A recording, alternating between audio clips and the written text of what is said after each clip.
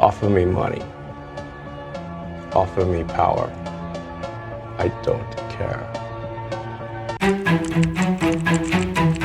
एक नाम, एक आवाज, एक सपना। एलन मस्क ये वो इंसान है जिसका जिक्र होते ही दिमाग में स्पेस एक्स के रॉकेट्स का धमाका, टेस्ला की स्लीक गाड़ियां और ट्विटर का टेक ओवर दिमाग में घूमने लगता है। लेकिन एक सेकंड के लिए रुकिए, क्या ये सब जो हम देखते हैं वो सिर्फ एक छोटी सी झलक है? दुनिया इस बंदे को एक विजनरी बोलती है, जीनियस बोलती है, लेकिन क्या किसी ने उसके दिल के अंदर झांकने की कोशिश की? उसके दिमाग के उस कॉर्नर में जहां वो खुद से पूछता है, क्या मैं पागल हो गया हूँ? No one should put this many hours into work. This is not good. आज इस डॉक्यूमेंट्री में हम एलन मस्क की ट्रॉफीज नहीं गिनेंगे, ना ही उसके बिलियन डॉलर्स का हिसाब लगाएंगे, बल्कि उसकी सोच को, उसकी रिस्क को और उसके अंदर की उस लड़ाई को समझेंगे जो कभी कैमरा के सामने नहीं आती है। ये कहानी बिजनेस चार्ट या टेक गैजेट से आगे है। चलो एक ऐसे वक्त में जहां ये कहानी जड़ पकड़ती है। एक छोटा सा लड़का, एक सुनसान सा शहर और एक दिमाग जो कभी शांत बैठने को तैयार ही नहीं होता है। एलन रीवे मस्क 28 जून 1971 को साउथ अफ्रीका के प्रेटोरिया में पैदा हुआ। एक ऐसा बच्चा जो शुरू से ही अलग था। जब दुनिया के बच्चे प्लेग्राउंड में फुटबॉल खेलते थे या दोस्तों के सामने मस्ती करते थे, एलन लाइब्रेरी के एक कोने में बैठा होता था। किताबों में इतना खो जाता था कि बाहर की दुनिया उसके लिए एक ब्लर बन जाती थी। हर दिन 10 से 12 घंटे पढ़ता, साइंस फिक्शन से लेकर हिस्ट्री तक, टेक्नोलॉजी से लेकर फिलॉसफी तक, और एक दिन तो हद ही हो गई। छोटे से एलन ने पूरी इंसाइक्लोपीडिया ब्रिटेनिका याद कर ली। हर पेज, हर फैक्ट उसके दिमाग में चिपक गया। और उसने एक दिन अपनी माँ से पूछा, हम दुनिया में क्यों हैं? जवाब नहीं मिला, लेकिन उसने ठान लिया कि वो खुद ढूंढेगा। फिर एक दिन डॉगलस एडम्स की the hitchhiker's guide to the galaxy हाथ लगी और उसमें एक लाइन उसके दिमाग में घर कर गई, the real challenge is not to find the answer but to know which question to ask. ये उसका पहला स्पार्क था, एक टर्निंग पॉइंट जहां उसकी सोच एक नई ऑर्बिट में चली गई। लेकिन ये अलगपन उसके लिए आसान नहीं था।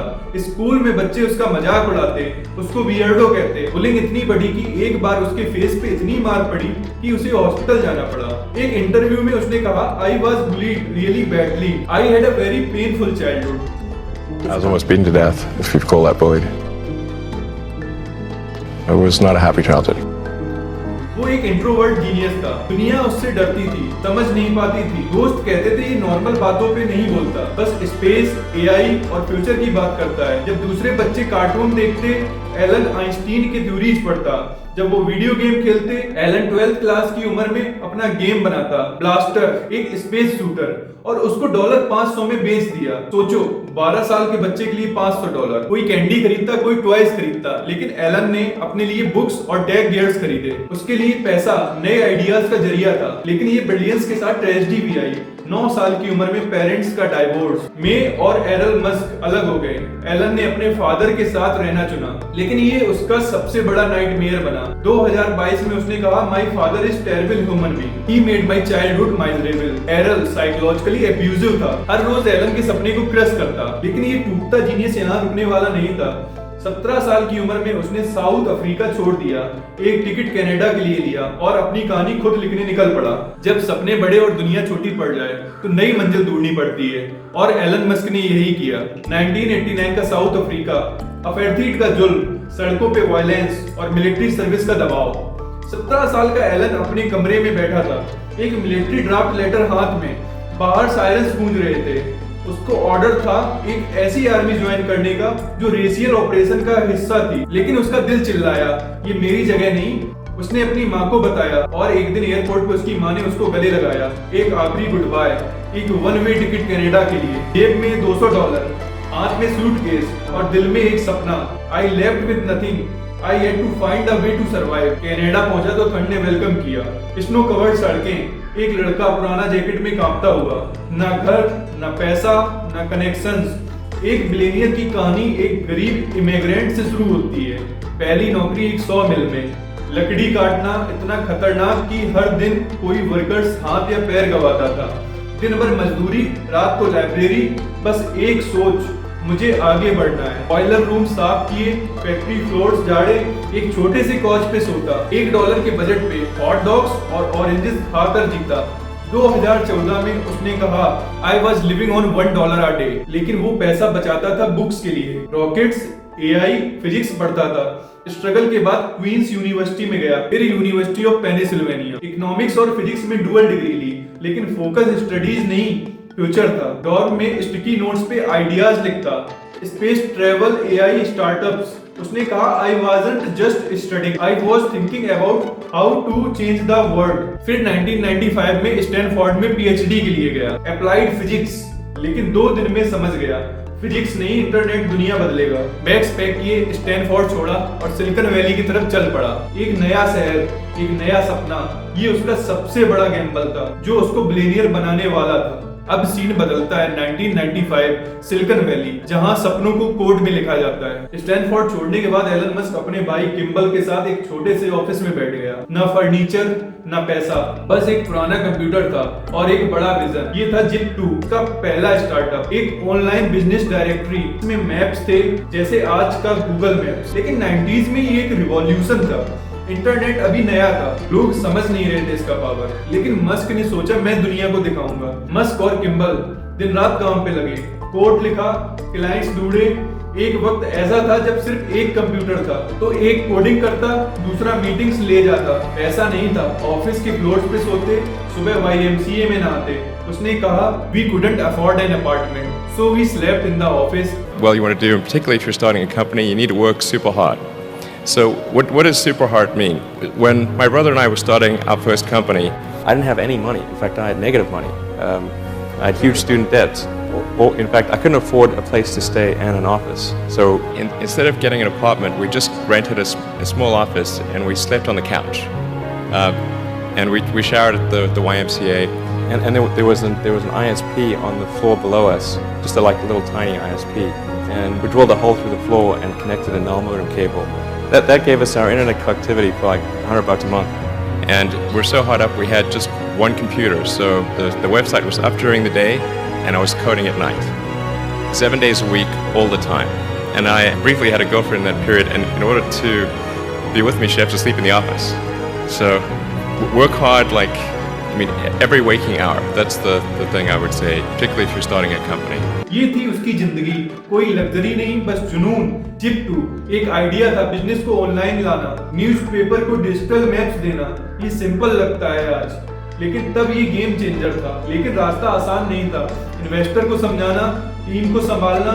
मस्क खुद कोडिंग भी करता, सेल्स भी करता। फिर 1999 में एक बड़ा ट्विस्ट, कॉम्पैक ने जिप2 को $307 मिलियन में खरीद लिया। 27 साल के एलन मस्क के हाथ में $22 मिलियन आ गए। एक लड़का जो $200 लेके साउथ अफ्रीका से आया था, अब करोड़पति बन गया।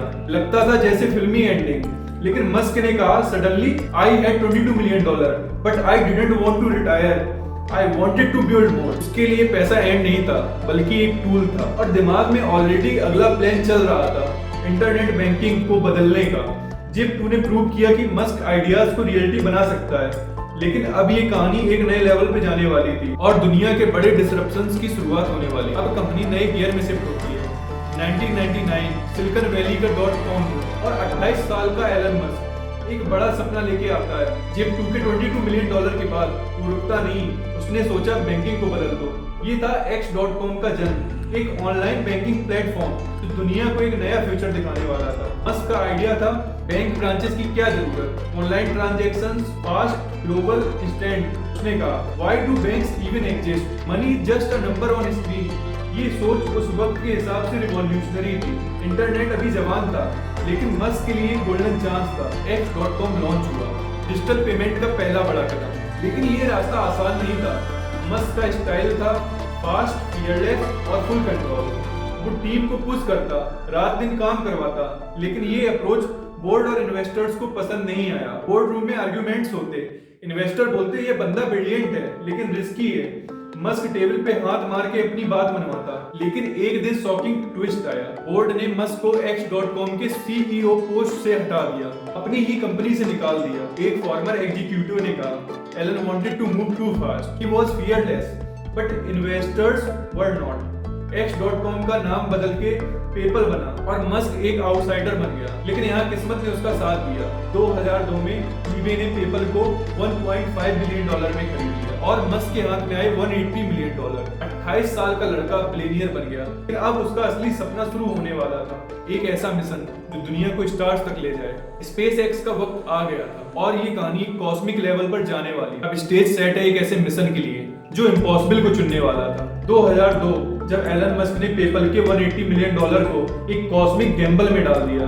बिलियनियर बनने के बाद भी वो सेटिस्फाइड नहीं था, क्योंकि उसका असली सपना पैसा नहीं, ह्यूमैनिटी को मल्टीप्लैनेटरी बनाना था। उसने कहा, if humanity doesn't colonise Mars we are doomed. और इस मिशन के सामने खड़े थे नासा जैसे जायंट्स। स्पेस गवर्नमेंट का खेल था, प्राइवेट कंपनीज के लिए यह एक पागलपन था। मस्क के पास एरोस्पेस का जीरो एक्सपीरियंस, लेकिन उसने सोचा मैं खुद रॉकेट्स बनाऊंगा। SpaceX का जन्म हुआ और उसने अपनी सारी वेल्थ $100 मिलियन से ज्यादा इसका फ्यूल बना दिया। इन्वेस्टर्स उसको दीवाना कहते, मीटिंग्स में बोलते ये क्या कर रहा है। लेकिन मस्क ने खुद रॉकेट साइंस सीखी, बुक्स पढ़ी, इंजीनियर हायर किए और फाल्कन 1 बनाया। लेकिन यह सफर आसान नहीं था। पहले 3 लॉन्चेस फेल हुए। 2006 में पहला ब्लास्ट, 2007 में दूसरा, 2008 में तीसरा। हर एक्सप्लोजन के साथ मस्क का पैसा खत्म होता गया। न्यूज में बोला गया, एलन मस्क SpaceX सफर 3rd कंसेक्यूटिव फेलियर। वो बैंकरप्सी के कगार पे था। एक बंदा जो रिटायर हो सकता था अब सब कुछ हारने वाला था। इन्वेस्टर छोड़ गए, सपने टूटने की कगार पे। लेकिन मस्क ने एक आखिरी चांस लिया। फाल्कन 1 का चौथा लॉन्च सितंबर 28, 2008। सब कुछ इस पे था। फेल हुआ तो SpaceX खत्म, काउंटडाउन शुरू। First stage engine sequence initiated. 3, 2, 1. 4 years after starting, SpaceX rolled out its first rocket, an unmanned booster called the Falcon 1. लड़का जो $200 लेके आया था अब स्टार्स को हाथ लगा रहा था और दुनिया उसके साथ उड़ने वाली थी। एलन मस्क की चमक हर तरफ थी, लेकिन हर बड़े स्टार के पास एक डार्क साइड भी होता है और मस्क का यह साइड अब छुपा नहीं रह सकता था। एक बंदा जो नासा के लिए रॉकेट्स बेचता है, टेस्ला से दुनिया को इलेक्ट्रिक फ्यूचर देता है, वही इंसान कंट्रोवर्सीज, लॉसूट और चॉज में घिरा हुआ है। सवाल यह है, मस्क हीरो है या विलन? तो दोस्तों ये था एलन मस्क का सफर, एक छोटे से लड़के से लेकर दुनिया के सबसे बड़े सपने तक। एक कहानी जो शुरू हुई साउथ अफ्रीका के घर से और अब मार्स के रेगिस्तान तक जाती है। लेकिन ये खत्म नहीं हुआ कि मस्क की तरह ये कहानी भी रुकी नहीं।